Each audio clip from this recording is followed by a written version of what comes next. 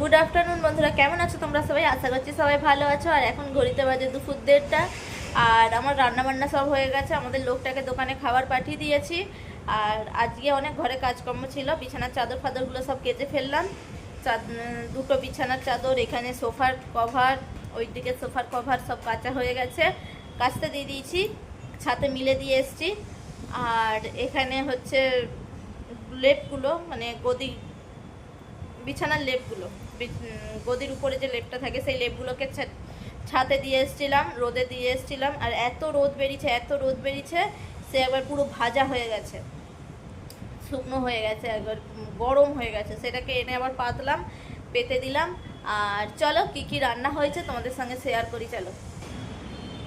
আর এই যে বিছানাকে টান টান করে পেতে দিয়েছি, বিছানাতেও আবার রোদ লেগে গেছে, বিছানাটা খুব গরম হয়ে গেছে। এসি চালিয়ে বিছানাটাকে ঠান্ডা করতে হবে, এত গরমে শোয়া যাবে না, এত গরম বিছানা হয়ে গেছে। তোমাদেরকে দেখাচ্ছি রান্নাবান্না কি কি হয়েছে। এই যে এখানে আমার গপুদের জন্য বেড়ে নিয়েছি ভাত, ডাল, করলা ভাজা, আর মেটে শাকের চচ্চড়ি, আর এখানে চাটনি। এই হলো আজকে দুপুরের রান্নাবান্না, এটা হলেই হয়ে যাবে।